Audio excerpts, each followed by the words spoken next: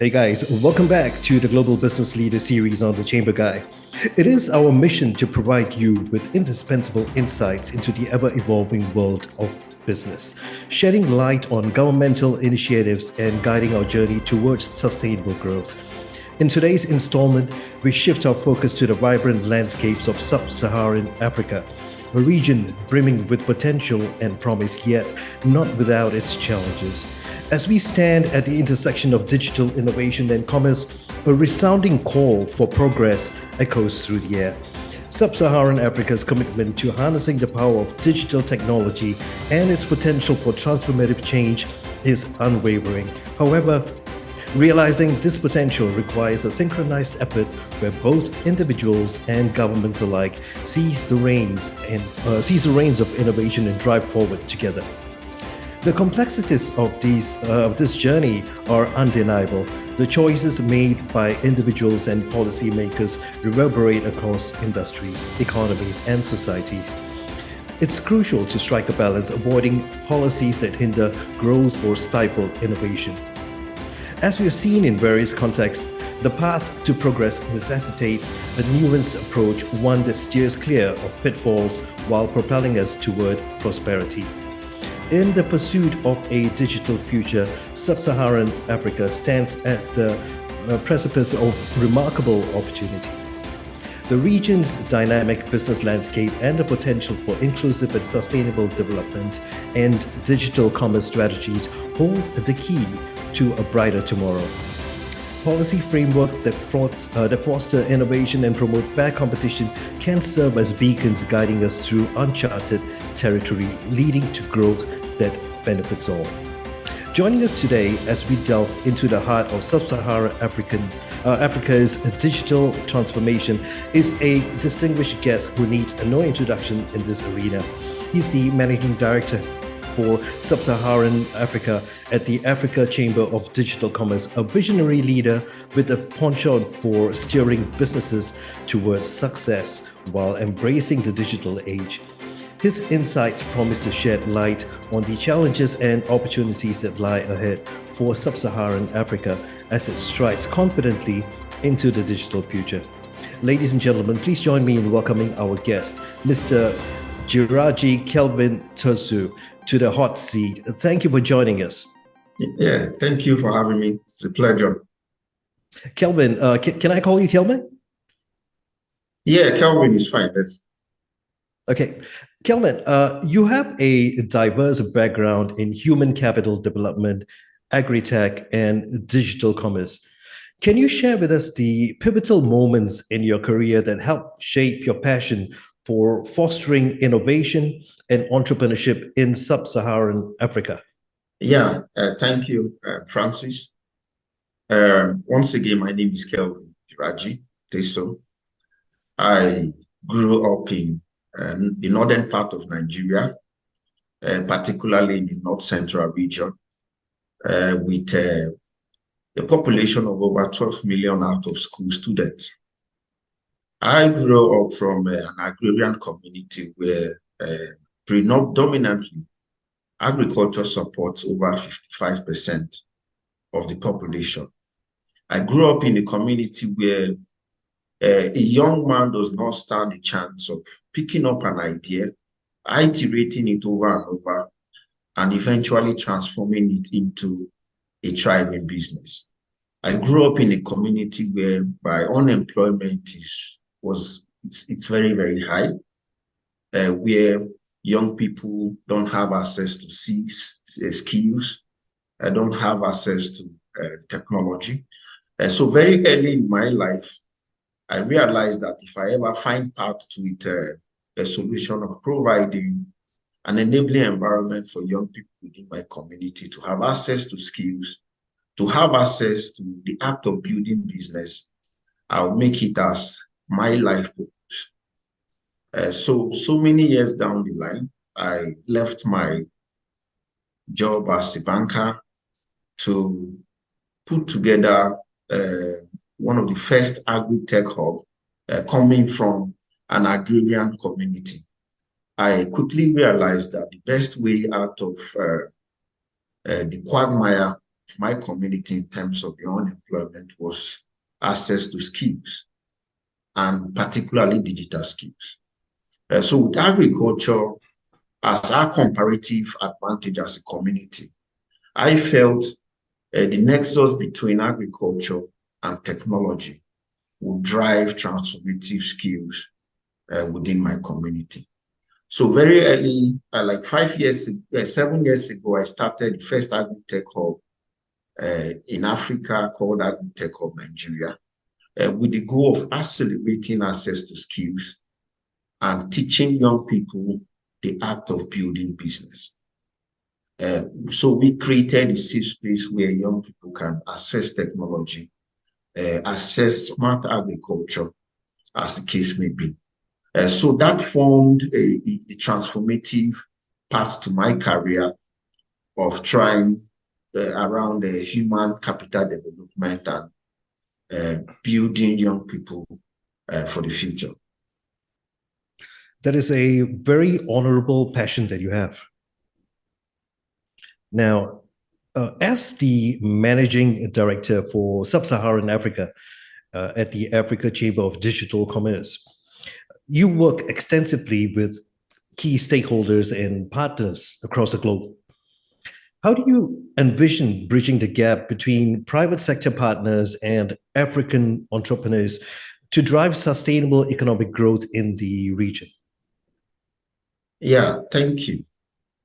As a chamber, our goal is to accelerate the adoption of emerging technology on the continent through policy reengineering, through our signature initiatives, and of course, through education. So what we do is to constantly knock on doors, both on the private sector and of course the public sector. And our focus is on the entrepreneurs, young men and women who we believe are the future of Africa. So what we do is to continuously create a safe space that will foster both public-private partnerships and enabling environment where young people can have access to both the act of building business and of course investment.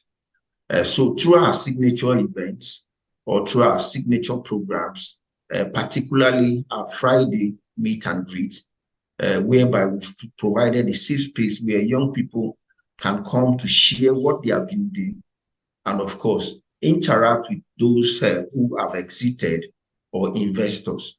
So through our private initiatives, we've been able to create that safe space where young people and the government and the private sector can converge and interact for the economic growth of Africa.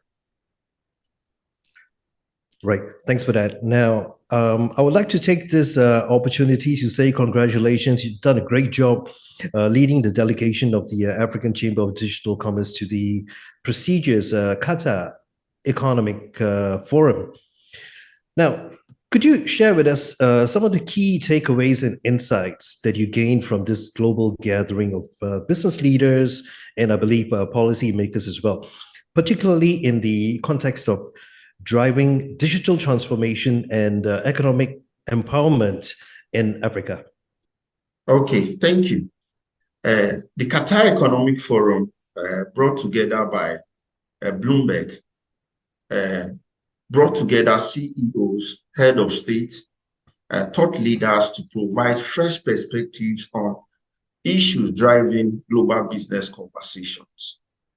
And as the MD of Africa, one of the striking highlights was, or takeaway was around the linkage of Africa, Asia, and the Middle East in terms of formulation of actionable steps towards achieving sustainable economic growth globally.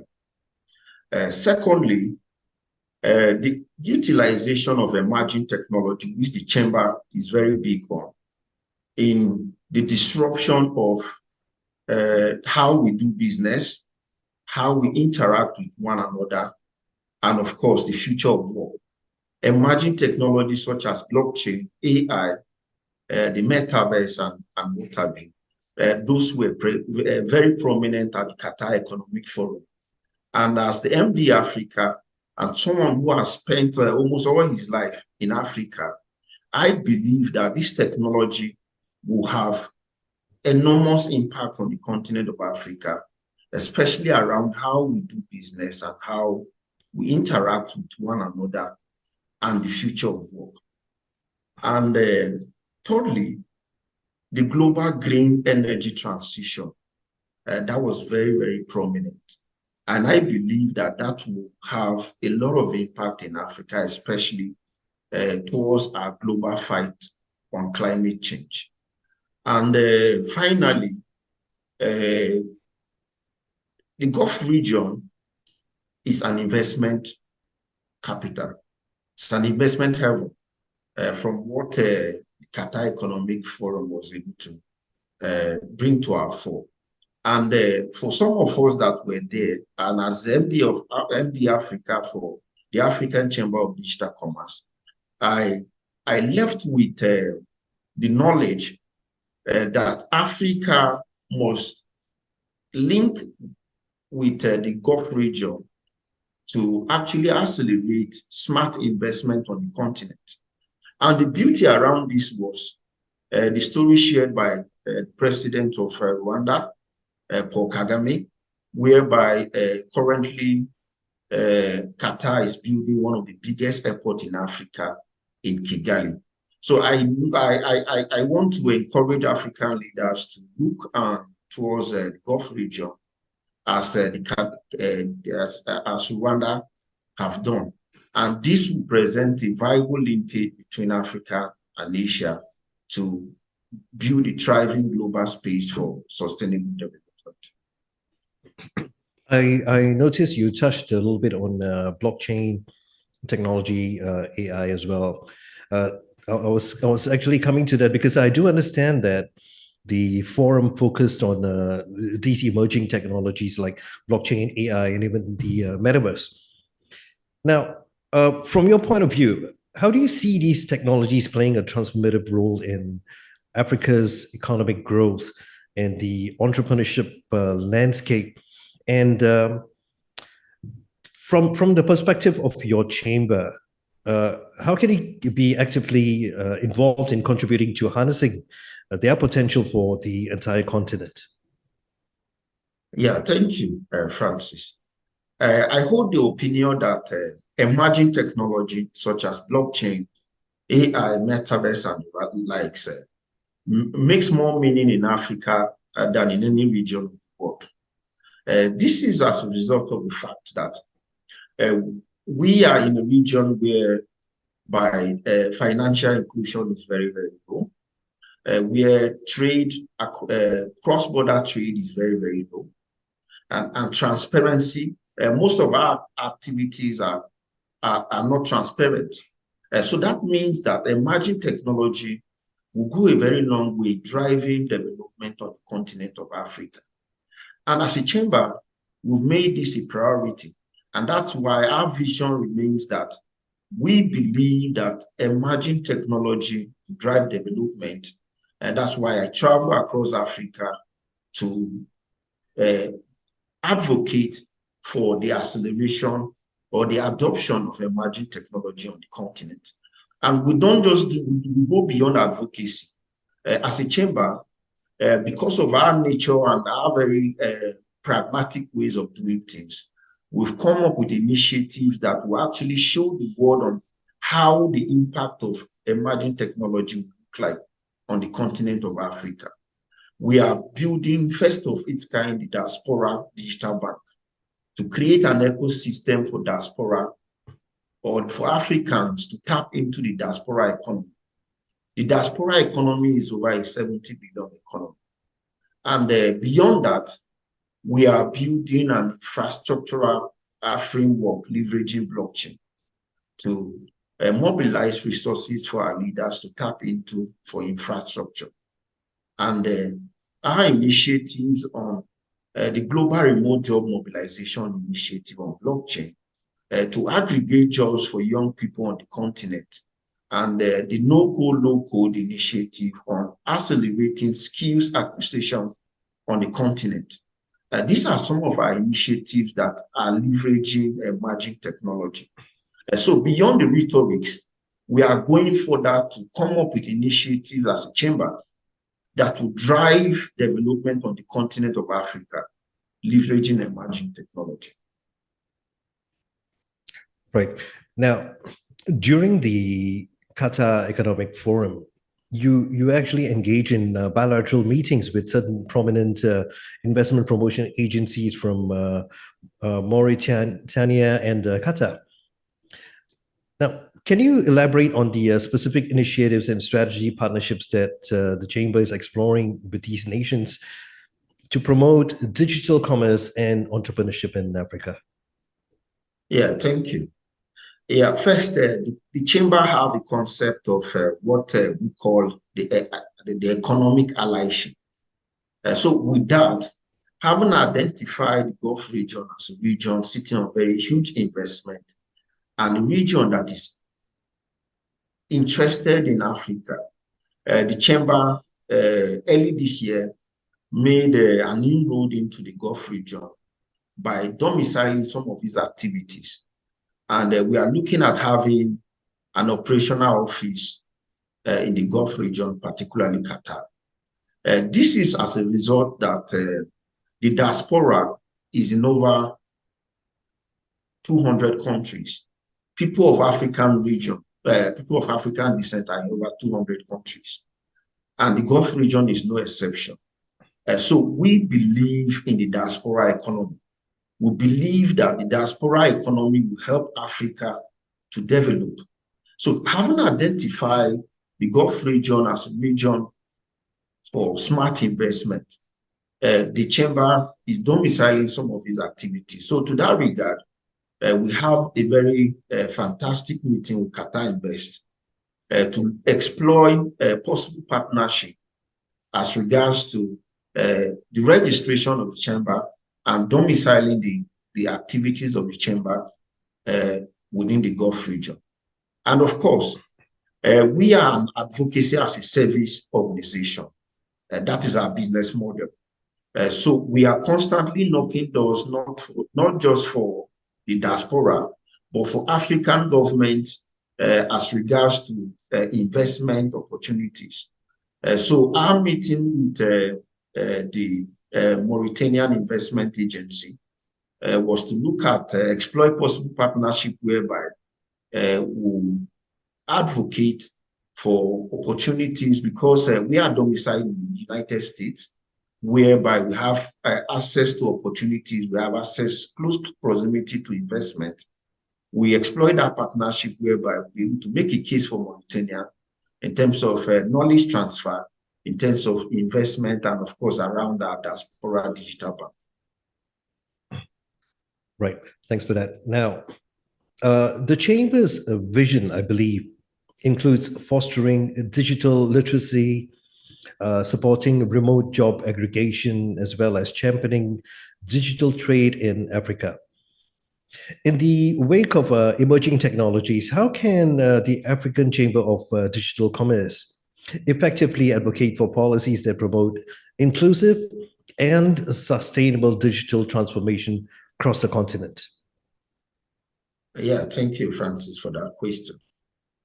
Yeah, as a chamber, we are very, very big on education and policy re-engineering.